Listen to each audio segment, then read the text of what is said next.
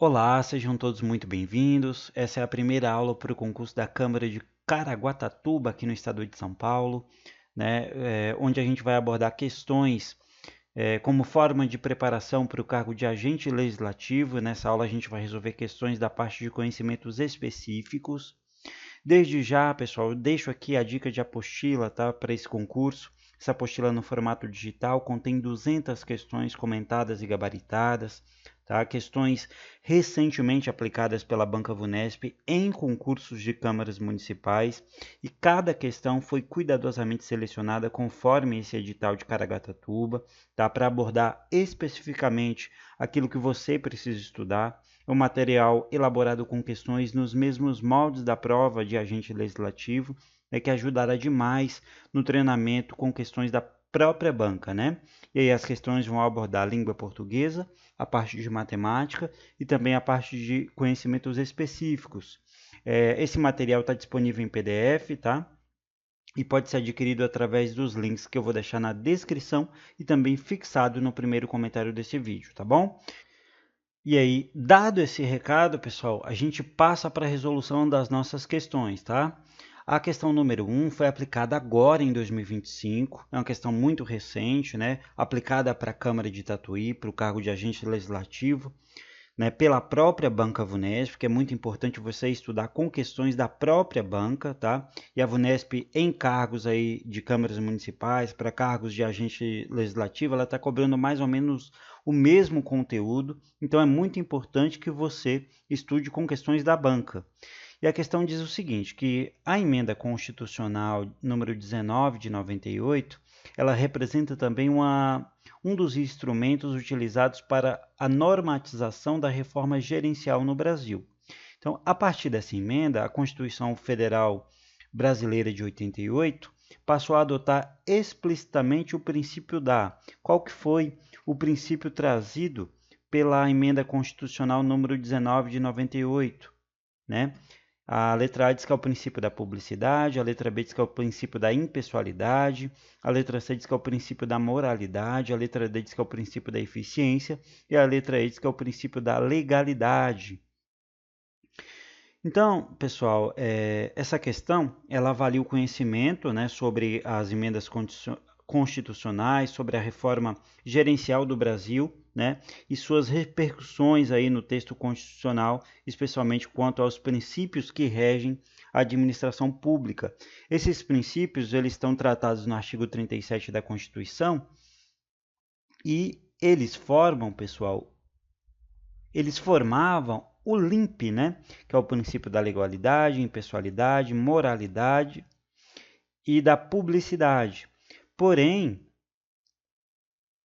depois dessa emenda constitucional, número 19 de 98, ele passou a formar o LIMP com o acréscimo do E, por conta do acréscimo do princípio da eficiência, tá? O princípio a emenda constitucional número 19 de 98, ela incluiu expressamente o princípio da eficiência, né, no caput do artigo 37, refletindo aí a lógica da reforma gerencial, né, com ênfase em resultados, desempenho, qualidade dos serviços públicos em geral.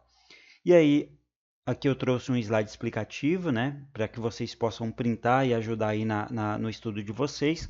A emenda constitucional número 19 de 98, ela inseriu o princípio da eficiência, né, no artigo 37 da Constituição, reforçando a ideia de que a administração ela deve buscar resultados melhores, né, com mais qualidade, menor custo e foco no bom desempenho dos serviços públicos. É disso que se trata o princípio da eficiência. Na letra da lei, pessoal, vou trazer para vocês como que era. Aqui, ó, a gente tem o, o caput do artigo 37 antigo, né? Antes da emenda. E aí você tem aqui o princípio da legalidade, impessoalidade, moralidade e publicidade. Não tinha o princípio da eficiência. Agora, depois da emenda 19, número 19 de 98, né?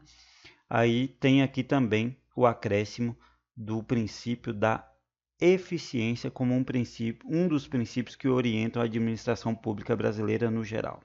Tá? Então aqui está o acréscimo do princípio da eficiência. A alternativa correta para a nossa questão é a letra D de dado. Passamos agora para a questão número 2, né? Essa questão, pessoal, que a gente resolveu, também está na apostila que eu citei, tá? Aqui a gente tem um sumário clicável, tá, na apostila, é uma apostila com 200 questões. Aqui, se você clicar em conhecimentos específicos, você já é direcionado para a parte das questões de conhecimentos específicos, através desse sumário prático, né? E aí, aqui a questão vai ser essa questão que a gente está resolvendo vai ser a primeira questão, né, da parte de conhecimentos específicos, a questão número 126. E aí você tem a questão e na próxima página você terá a resolução, para que você primeiro resolva e depois confira a resolução sem ter interferência e tendo o feedback imediato. E aí na próxima página você vai ter que a alternativa correta é a letra D, o princípio da eficiência, e aqui tudo é explicado, tá? Todas as alternativas são explicadas para que você tenha um entendimento amplo de toda a questão e aprenda também sobre os outros princípios além do princípio da eficiência. E aqui também eu ainda faço uma conclusão dizendo que o princípio adotado explicitamente a partir dessa emenda é o princípio da eficiência, que é o gabarito letra D no canto inferior direito, tá? Material muito completo para te preparar nos moldes da sua prova. E aí voltando então para a questão número 2, aqui a gente vai falar sobre a hierarquia nas relações pessoais, né? E aí, a hierarquia no âmbito da administração pública, né? E a questão diz que sobre a hierarquia nas relações pessoais no âmbito da administração pública, é correto afirmar aqui. Antes da gente resolver, eu vou falar para vocês o que se trata, né? O que é hierarquia. A hierarquia na administração pública é a relação, pessoal, de subordinação entre agentes, na qual o superior hierárquico ele possui poderes de direção, fiscalização, controle e disciplina sobre os seus subordinados. É por meio da hierarquia que se organiza o funcionamento interno dos órgãos, permitindo a distribuição de competências, a delegação e a avocação de atribuições e a aplicação de sanções disciplinares sempre nos limites da lei, certo? Então essa é a definição de hierarquia na administração pública. Se a gente voltar, a gente vai analisar as alternativas. Letra A diz o seguinte, que é correto afirmar que a avocação de competências dispensa a existência de hierarquia entre pessoas. Está errado, pessoal. A avocação ela pressupõe a existência de hierarquia, né? Pois somente o superior, aquele que é o superior hierárquico, ele pode chamar para si a competência atribuída ao seu subordinado. Então, é quando um chefe assume para si uma competência que seria do seu subordinado, né? Então, está errada a letra A. Então, a avocação ela pressupõe, sim, a existência de hierarquia, porque se tem um chefe e tem um subordinado, há hierarquia, né? A letra B diz que no exercício do poder hierárquico, o agente inferior ele pode avocar competências do agente superior. Está errado, pessoal. O agente inferior ele não pode avocar competências do seu superior, né? Já que a avocação é uma prerrogativa exclusiva do superior. O superior ele pode exercer competências do seu inferior, mas o contrário já quebra aí essa ideia de hierarquia. Então está errada. Né? O inferior ele não pode exercer competências do seu superior. Letra C diz que entre as prerrogativas dos superiores hierárquicos, há a aplicação de sanções aos seus subordinados. Aqui está correto, pessoal. Entre as prerrogativas do superior hierárquico, né, está a possibilidade de aplicar sanções disciplinares aos seus subordinados dentro dos limites da lei, como a gente viu aqui na definição, né? Aqui a aplicação de sanções disciplinares dentro dos limites da lei, né, onde o superior tem essa prerrogativa. Então, está correta a letra A, é isso mesmo. E aí a letra D diz que a recusa do inferior hierárquico de cumprir ordem manifestamente ilegal constitui motivo suficiente para a abertura de processo administrativo disciplinar. Está errado, pessoal. O subordinado ele tem o dever de recusar o cumprimento de uma ordem que é manifestamente ilegal. Ele não pode ser punido pela conduta de se recusar.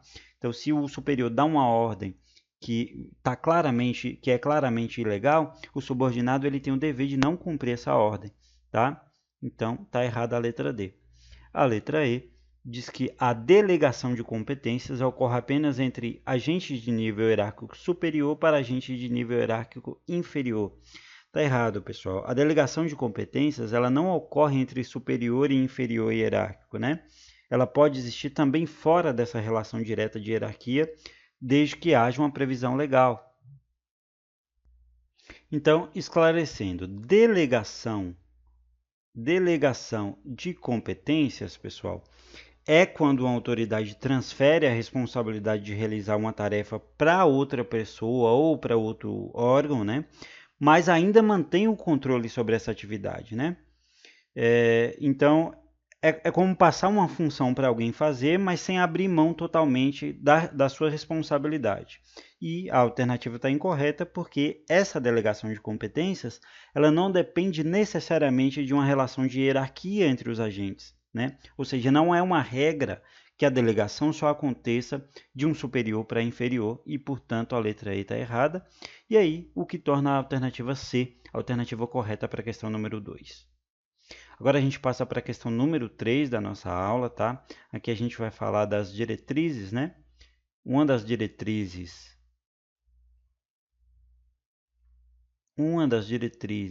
a ser observada no adequado atendimento, né? No atendimento ao cidadão no âmbito da administração pública, diz respeito. Então a gente vai falar das diretrizes no atendimento ao cidadão no âmbito da administração pública. E aí a letra A diz que uma dessas diretrizes é o seguinte, que é a autenticação de documentos pelo próprio agente público, desde que o cidadão apresente os originais, vedada a exigência de reconhecimento de firma, se não houver dúvida quanto à autenticidade. Então, pessoal, essa questão, ela quer verificar se você entende como que deve ser o atendimento ao cidadão na administração pública, né? Ou seja, a ideia de facilitar, simplificar e não criar burocracia desnecessária, sempre pensando no cidadão que está sendo atendido ali no momento. A letra A está correta, porque se o cidadão leva um documentário original, né, lá numa repartição, o próprio servidor ele pode conferir e autenticar na hora, né, sem mandar a pessoa ir ao cartório, né, sem uma necessidade. Isso agiliza o atendimento e evita a perda de tempo, né? Então, se você tem a certeza ali, não tem dúvidas quanto à autenticidade do cidadão, você pode agilizar esse processo. Então, está correta a letra A, né? Essa conduta aqui no atendimento ao cidadão. A letra B diz que a utilização de linguagem rebuscada, e aqui a gente já encontra um problema, né? Ó, a utilização de linguagem rebuscada, evitando-se o uso de siglas, jargões e estrangeirismos, com vistas a demonstrar amplo domínio e conhecimento ao cidadão. A letra B está errada, pessoal. O atendimento ao cidadão ele não deve usar linguagem difícil ou rebuscada. O servidor ele precisa falar de forma clara, né, para que qualquer pessoa entenda o que está sendo explicado. Esse uso de linguagem rebuscada está errado. A letra C diz que a definição, publicidade e observância de horários e normas compatíveis com os interesses dos agentes públicos. Tá errado, pessoal. Horários e regras de atendimento existem para atender o cidadão e o serviço público, e não para conveniência do servidor, né? Então, aqui não é para conveniência do servidor, né? Não é dos interesses dos agentes públicos, é o interesse do cidadão. Então está errada a letra C. A letra D diz que a requisição de formalidades e de exigências, desde que o custo econômico ou social seja superior ao risco envolvido. Está errado, pessoal. A administração ela deve evitar exigências excessivas, exigências desnecessárias, né? Não faz sentido exigir documentos caros ou demorados para resolver algo simples e de baixo risco. Então, isso vai contra aí as diretrizes de atendimento ao cidadão. A letra E diz que, ao respeito à ordem de chegada e à igualdade de tratamento dispensada a ele, sem quaisquer ressalvas quanto a essas questões, com vistas a evitar que sejam criadas prioridades. Está errado, pessoal. Em regra, se respeita a ordem de chegada, né, nas repartições públicas, mas a lei ela permite prioridades, né, como no caso aí de pessoas idosas, gestantes e pessoas com deficiência. Então, não dá para dizer que nunca pode haver exceção, né? Há casos de exceção, sim, e por isso a letra E está errada. E aí a alternativa correta é a letra A. Eu preparei aqui, pessoal, um slide explicando, né, sobre as diretrizes que orientam o atendimento ao cidadão na administração pública. Vocês podem printar e adicionarem um material de resumo de vocês para ajudar, né, na hora da revisão.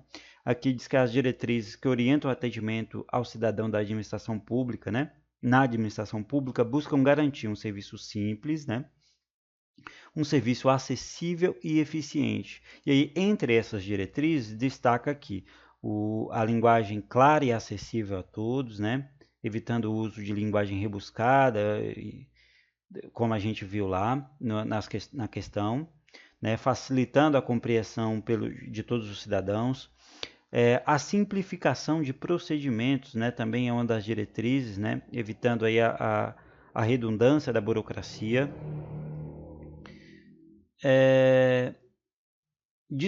A dispensa de formalidades desnecessárias, né? Exigência desnecessária, isso é uma das diretrizes, né? Quando não houver um risco relevante. O tratamento igualitário, tratar de forma igual todos os cidadãos, né? Respeitadas as prioridades previstas em lei, e a atuação voltada ao interesse público e não ao seu interesse pessoal, né? As necessidades do cidadão. Você vai agir conforme as necessidades do interesse público e não quanto às suas necessidades. E aí, a alternativa correta é a letra A, tá? E aqui está o slide explicativo aí de resumo sobre essas diretrizes para te ajudar.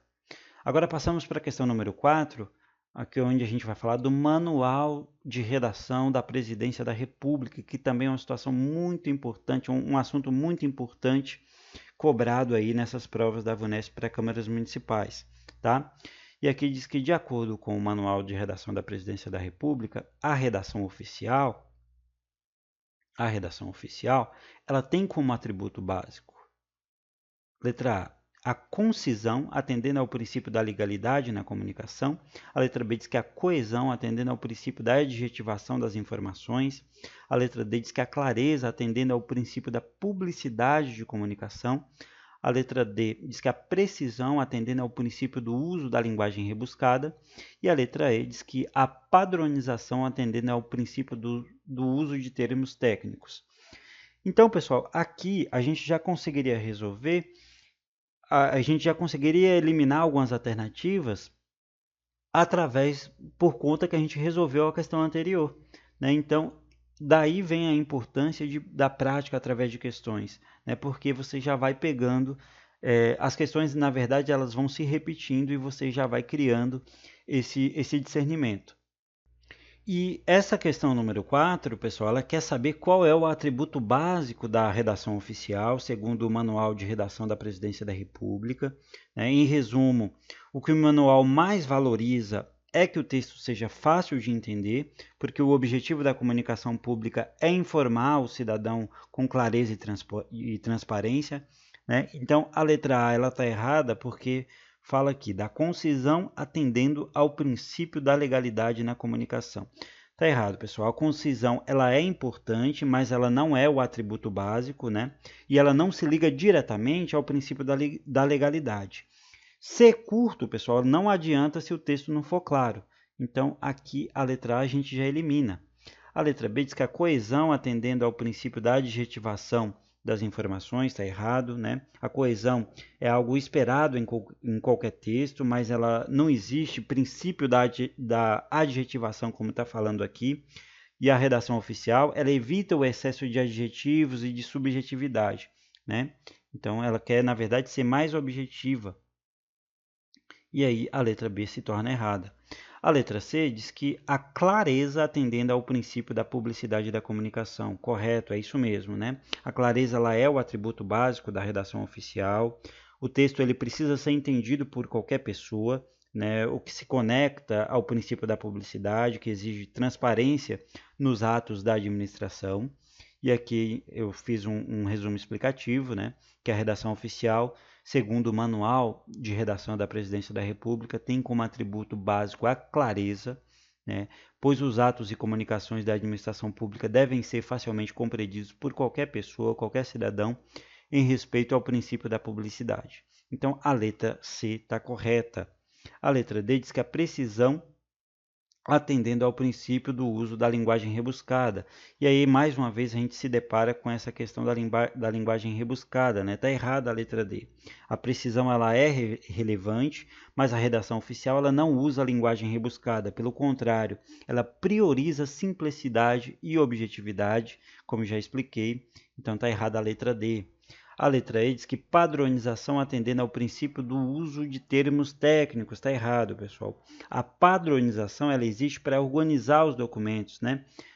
Mas isso não significa usar termos técnicos difíceis que vão atrapalhar a compreensão do leitor. Então, está errada, né? E aí, a alternativa correta é a letra C de casa para a questão número 4. Agora a gente passa para a questão número 5, né? Que vai falar da Constituição Federal de 88, né? Diz que a Constituição Federal é conhecida como Constituição Cidadã por ter fortalecido a efetivação dos direitos fundamentais das pessoas, quais sejam os direitos civis e políticos, os direitos sociais, né, como saúde, educação, assistência social, trabalho, etc. Também instituiu novos instrumentos de exercício de cidadania e de controle social. E aqui eu vou dar destaque aqui para o controle social. Assinale a alternativa que corretamente contém um instrumento de controle social, né? E aqui citando mais uma vez, agora a gente vai ver aqui um instrumento de controle social, do qual dispõe a sociedade para intervir nas políticas públicas, né? Então, dispõe a sociedade para intervir nas políticas públicas. E aí, letra A, diz que é um instrumento de controle social que a sociedade tem para intervir nas políticas públicas do Ministério Público. A letra B diz que é a medida provisória. A letra C diz que é o orçamento participativo. A letra D diz que é relações internacionais. E a letra E diz que é Polícia Federal. Então, essa é uma questão, pessoal, que ela avalia o entendimento sobre os mecanismos de participação popular e de controle social que são tratados na Constituição Federal de 88. Né? Ela é conhecida como a Constituição Cidadã, como foi tratado aqui no enunciado, né? E ampliou, né, a atuação direta da sociedade na formulação, no acompanhamento e também na fiscalização das políticas públicas. E aqui, pessoal, a gente vai analisar. Aqui está falando que um instrumento que dispõe a sociedade para intervir nas políticas públicas é o Ministério Público. Está errado, pessoal. A letra A está errada, porque o Ministério Público é um órgão do Estado com funções institucionais próprias, não é um instrumento direto de participação na sociedade civil. A letra B diz que a medida provisória está errado. A medida provisória é um ato normativo do Poder Executivo, né? Ela não tem participação direta da sociedade e não caracteriza a função aqui de controle social, né? A letra C diz que orçamento participativo, e aqui está correto, pessoal. O orçamento participativo ele permite que a população participe da definição de prioridades, né, do acompanhamento e também da fiscalização da aplicação dos recursos públicos, e é um típico instrumento de controle social. Então, aqui, se a gente fala do orçamento participativo, a gente está falando de um instrumento de controle social.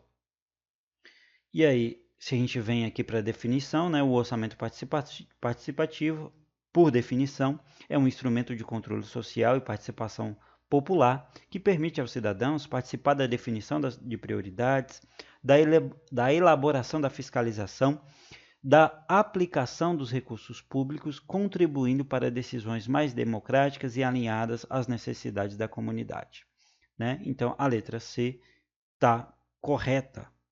A letra D diz que relações internacionais, está errado, pessoal. As relações internacionais são atribuições do Estado, né, exercidas principalmente pelo Poder Executivo e pelo Congresso Nacional, e não tem uma participação direta da sociedade civil. E a Polícia Federal é um órgão estatal, né, de segurança pública, um órgão de investigação, e ele não é um mecanismo de controle social, é um órgão de segurança pública. E aí, a gente chega à alternativa correta, né? E, portanto, A alternativa que corretamente apresenta um instrumento de controle social do qual dispõe a sociedade para intervir nas políticas públicas é a letra C, orçamento participativo, né? Todas essas questões que a gente resolveu, pessoal, relembrando, estão na nossa apostila de questões aí específica para esse concurso de Caraguatatuba. São 200 questões, todas comentadas, né? Para que você possa ter esse entendimento completo, entendimento amplo e chegue na prova muito bem preparado, né? Através de questões da Banca VUNESP aplicadas recentemente em câmaras municipais, tá? Então o link está na descrição e também no primeiro comentário desse vídeo. Muito obrigado por ter acompanhado até aqui, deixe seu gostei, se inscreva no canal para receber as próximas aulas que eu farei para esse concurso e até uma próxima.